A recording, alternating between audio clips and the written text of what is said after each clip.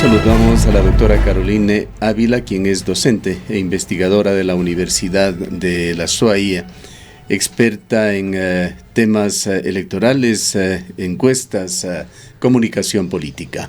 Doctora Ávila, muy buenos días. Gracias. Aquí hay Gustavo, mucho que días, cortar con las cifras que hemos compartido con nuestros oyentes en esta mañana.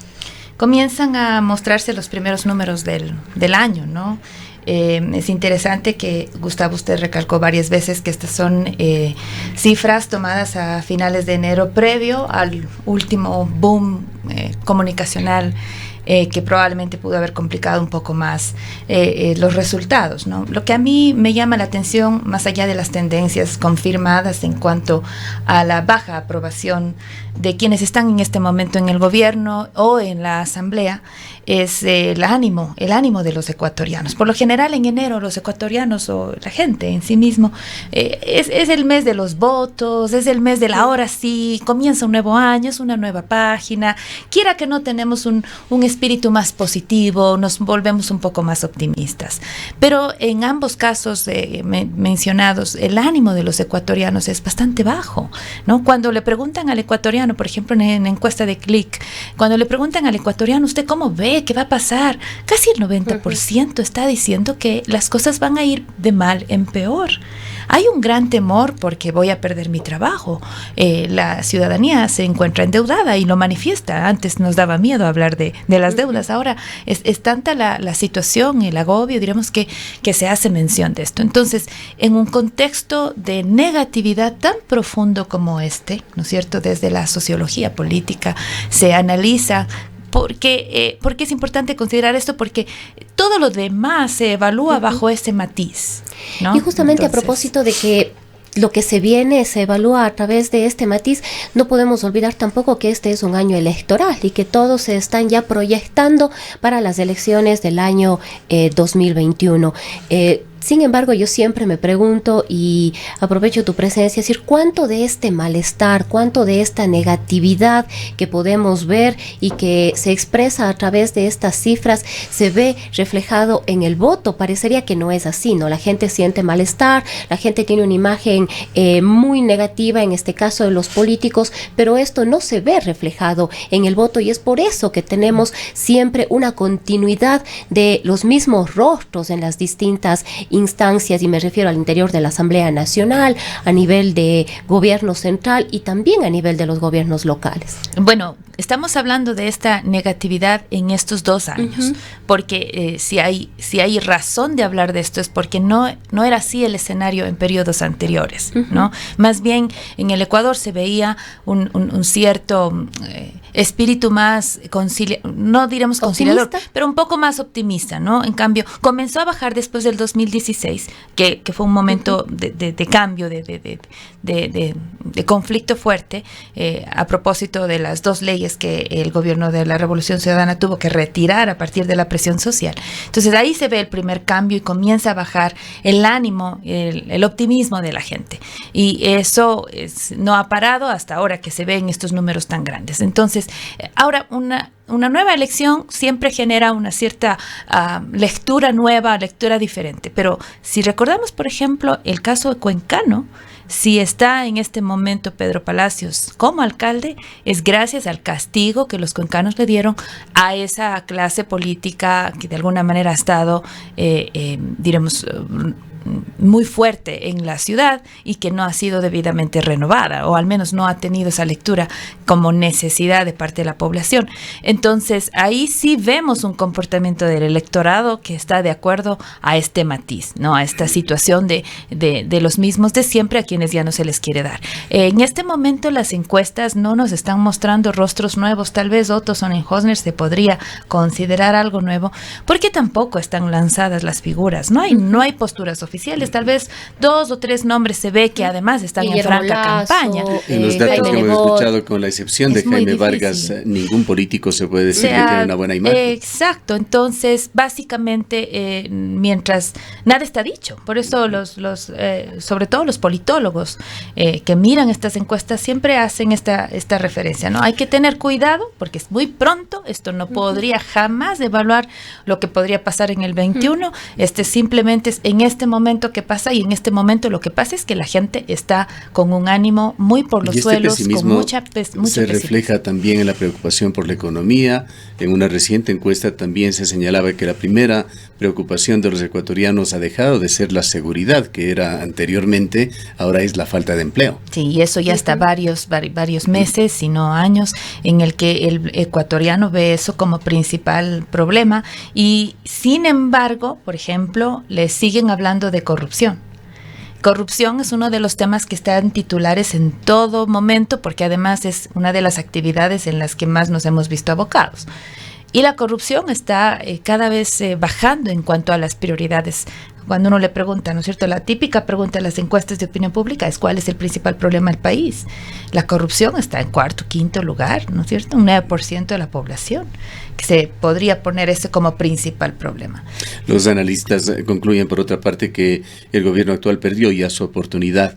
Cuando tuvo alguna fortaleza no tomó las decisiones y las medidas adecuadas, y al momento cuando estamos de aquí, en un año ya en elecciones, nadie tiene fe en que el gobierno lo haga. La ilustración que Santiago Basabe, investigador de la Flaxo, dio después de octubre es ideal para ilustrar esto, valga la redundancia. Él decía, con lo que sucedió en octubre con el gobierno, se nota su debilidad política, un gobierno sin dinero, un gobierno que lo único que le toca ahora es como los aviones cuando se les apagan los motores, ¿no? Planear en la medida en la que las fuerzas políticas le permitan hacer algo y tratar de terminar el proceso para el cual fue elegido Lenín Moreno. Entonces hay una fragilidad que no es menor y que evidentemente se ve en el ánimo de la gente, se ve en la aprobación que le están dando, pero básicamente es eso, ya déjele terminar en la medida de lo que pueda hasta llegar ya a un nuevo proceso. Además de estos desaciertos comunicacionales del gobierno y del propio presidente, que son bastante frecuentes, ¿cuál es su visión sobre el manejo que ha hecho el Ministerio de Salud sobre esta emergencia mundial decretada por la OMS del coronavirus? En comunicación gubernamental se habla con mucha fuerza de la necesidad de gestionar la comunicación de crisis, ¿no? Pero me parece que en el caso ecuatoriano y de manera particular del Ministerio de Salud, la comunicación está en crisis. Ha sido un desacierto tras desacierto, ¿no? Cuando la incertidumbre reina, que es prácticamente el sinónimo de la crisis, ¿no? Una crisis genera este momento de incertidumbre, esta necesidad de urgencia, la necesidad de responder. Es precisamente cuando más verdad se necesita, ¿no? Cuando más certezas hay que entregar. El Ministerio de Salud tenía que hacer un pare completo y vamos con que es el principal tema. Si usted mira la cuenta de Twitter del Ministerio de Salud, se nota que mientras estaba el paciente ya el domingo en esta situación, la cuenta de Twitter seguía mostrando la vida rutinaria del ministerio, mostraba el reciente gabinete itinerante en el Oriente, mostraba el martes otras actividades del vicepresidente. Digamos, los ciudadanos requieren certezas en este momento de angustia, de incertidumbre. Y mandan a un segundo o tercer a bordo a dar una rueda de prensa fatal, que fue lo que marcó de alguna manera esa forma de comunicar tan errática, en el que se miraban entre los dos para ver, ¿y ahora qué respondo? Y era la pregunta más importante. Si tomaba un micrófono el Ministerio de Salud para decir, enviamos las muestras y en tanto tiempo nos entregan el resultado. O sea, no había nada más que decir. Sí voy a repartir mascarillas, sí voy a tener estas actividades de prevención, sí voy a tener, pero es que esta era la urgencia. Y al final, en lo que se centró el caso del paciente chino, lo que queda claro es que se confundió un caso de hepatitis B con una gripe. Además con una discusión ética profunda, querido Gustavo, porque ¿qué derecho tiene la ministra de andar mostrando las condiciones médicas de este paciente más allá de lo que es de interés público? El único interés público con este paciente era que tenía o no tenía coronavirus, punto. El resto son temas personales y privados. En la rueda de prensa hasta se le ve a la señora de la ONU codeándole un poco, porque hay que tener inclusive esos cuidados. Y los médicos incluso dicen que tiene que ver los síntomas de hepatitis B con una situación como el de coronavirus, ¿no? Entonces, ¿cómo se confunden tanto? Y esto ha venido matizado también de otros graves problemas en el área de salud mismo. Por allí está ARCSA, que tiene a veces decisiones bastante drásticas. Hubo una prohibición, muy pocos ecuatorianos se habrán percatado, pero de productos curados, de productos cárnicos, que estuvo vigente por varios meses en el país. Quienes se enteraban eran los ciudadanos, los viajeros, que llegaban y si declaraban o si es que les abrían sus maletas les quitaban todos estos productos. No hubo una razón fuerte para esto. Me parece que tomaban medidas con respecto a la gripe porcina, que estaba localizada en un país en África y en un país en una de las antiguas repúblicas soviéticas, pero se prohibió el ingreso de cárnicos en el país. Tuvo que dar pie atrás ARCSA. Luego están las presiones que quedaron evidentes de Santiago Cuesta para que se liberen vacunas sin cumplir protocolos, y ahora esto del coronavirus, lo cual desmorona la fe en el sistema de salud pública de Ecuador. Y es precisamente el problema más grave. El problema más grave no está entre si había que esperar 72 horas o más, o en este caso fueron 15 días, ¿no? El problema más grave es la falta de confianza en las instituciones.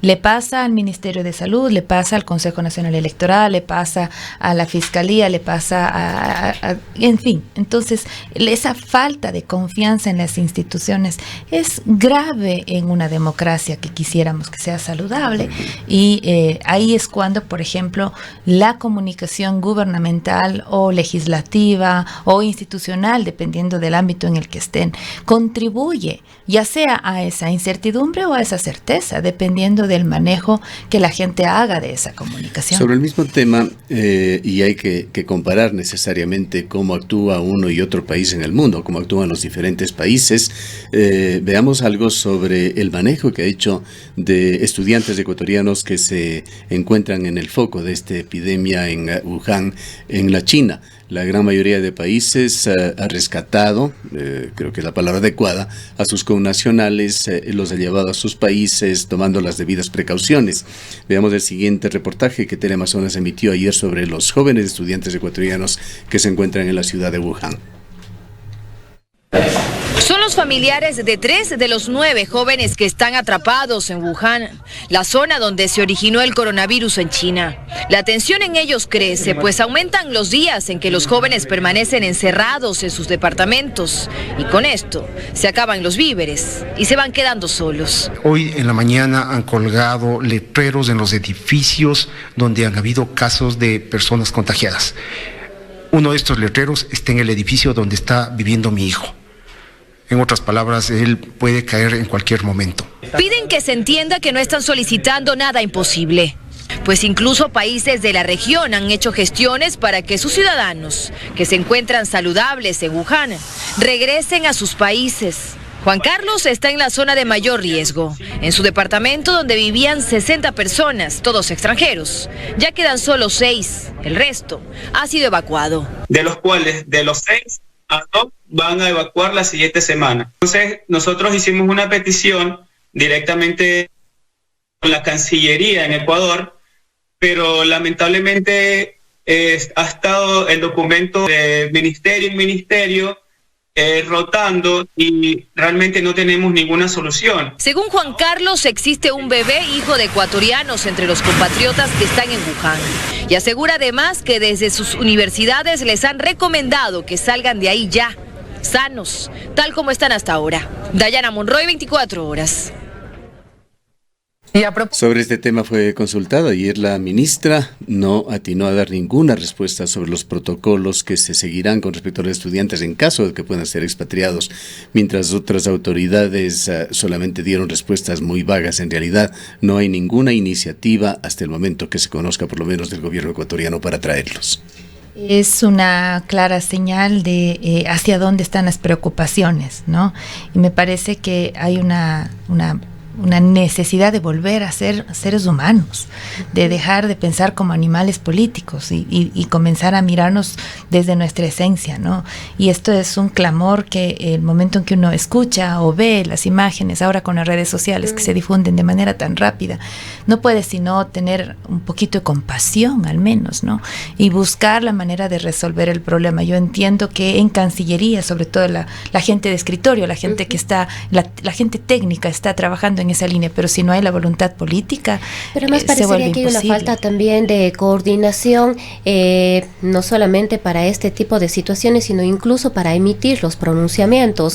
Quizás se nos ocurre pensar que tanto la Cancillería, el Ministerio de Salud y los otros órganos que de alguna manera están o podrían estar involucrados en una situación de este tipo, deberían coordinar para poder emitir pronunciamientos conjuntos sobre las resoluciones que como Estado, que como gobierno estarían tomando. Quizás la Cancillería por su lado dice una cosa, si mal no recuerdo, le escuchamos al canciller antes de estos últimos acontecimientos diciendo que no tenían pensado precisamente traer a la gente ecuatoriana que se encuentra en este momento en China. La ministra, como dijo ya Gustavo, la ministra de Salud no supo qué decir, más que lo que único que atinó, si no me equivoco, es a decir que ellos no coordinan eso, que no lo conocen.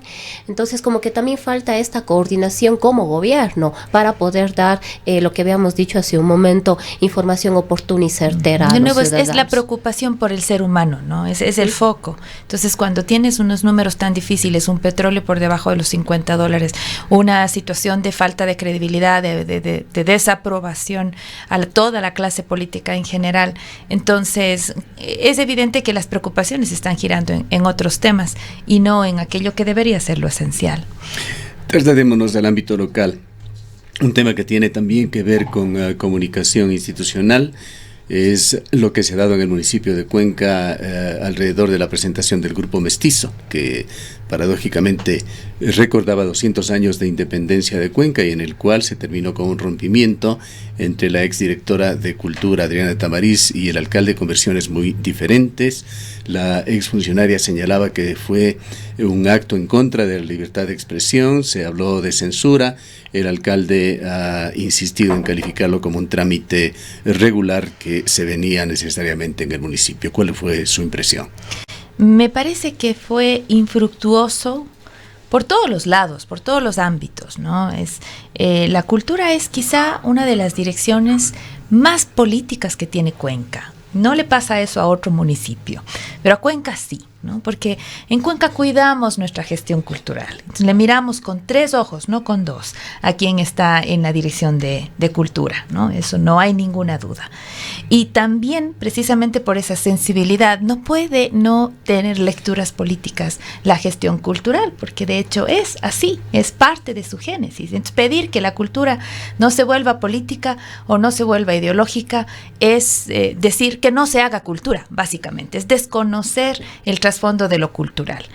Tengo entendido que el gobierno municipal está con una línea, una orientación política o una estrategia de gestión política, por decirlo de mejor manera, porque no creo que hablemos de ideología, sino de una estrategia de gestión política alineada con el gobierno. Lo necesita el gobierno, necesita de sus firmas para los avales, necesita de el dinero que pueda fluir con facilidad, en fin.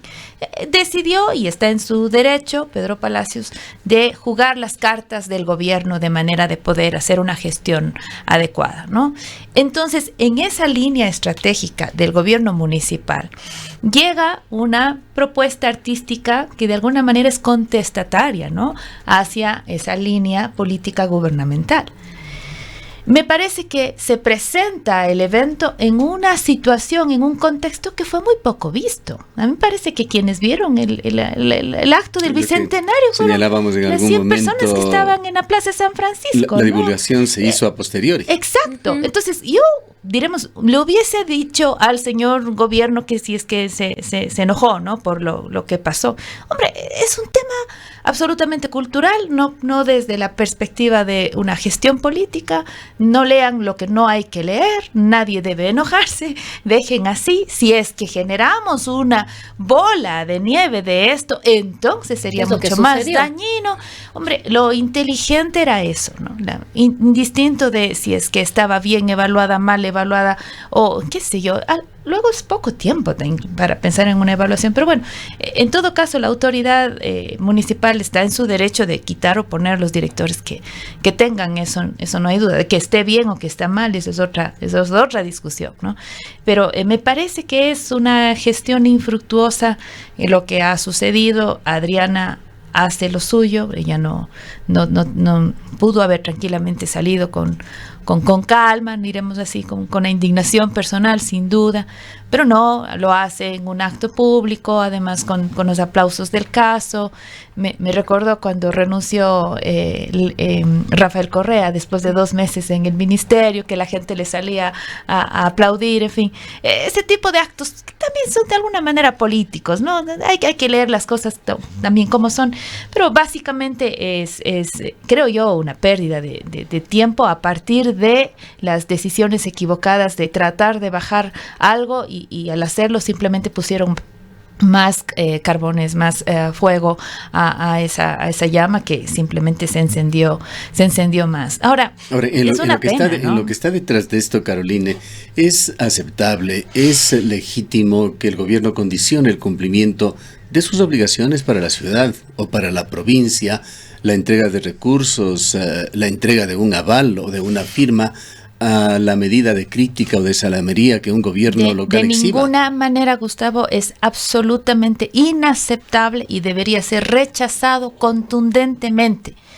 El problema es que yo hasta ahora no escucho un solo alcalde en Cuenca que se comporte así. Y todo el tiempo los cuencanos estamos diciendo eso, ¿no? Que sí, que somos la tercera ciudad, pero tratada como la quinta o la 15ª. Y por ejemplo, hace poco hubo una suerte de declaración pública de algunos ciudadanos. La voz que escuchamos en ese momento fue de Mario Jaramillo, pero sabemos que no es la única. Y muchos cuencanos estaban alineados con ese clamor, ¿no? 2 cositas nada más: denos conectividad y protejamos el agua. Pero eran cosas que de alguna manera eran reclamo. El Comité Autónomo Ciudadano que se formó también por los 200 años. Un reclamo al gobierno, una necesidad de volvernos otra vez como ciudadanos cuencanos que fuimos en su momento de verdadera contestatarios con el poder nacional, ¿no es cierto? No solamente escuchando y acatando, sino más bien con rebeldía y con coraje. Eso, así nos formamos, así fue como se cumplieron esos 200 años de bicentenario. Se deberían recordar desde esa gesta, desde esa confrontación con justicia, ¿no? Un reclamo con justicia, que este momento más bien es todo lo contrario. Entonces, celebrar el bicentenario subyugados a las pasiones gubernamentales no corresponden.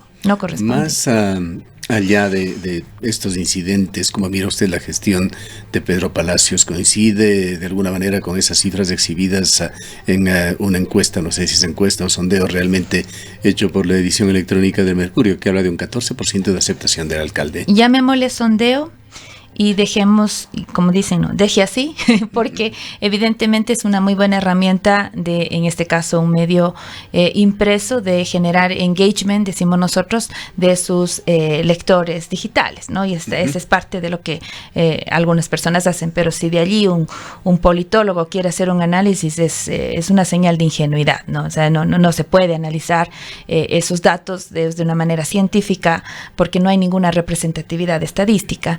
Y bueno, si los troles votaran, esa fuera el resultado. Ahora bien, saliendo de los números, pero sí podemos mirar sobre todo aquellos comentarios que se notan más genuinos. Me explico un poco.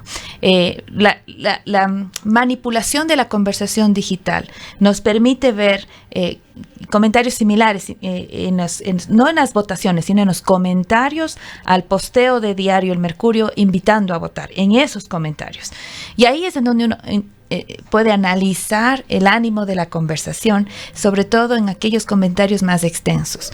La gente que está contenta no necesariamente escribe para felicitar, ¿no? Es como que, ok, está haciendo su trabajo y lo mínimo que espero que haga, ¿no? Pero la gente que está molesta, la rabia es un movilizador, no hay vuelta que dar. Y por rabia me meto y escribo. Y no escribo 2 líneas, escribo bastante.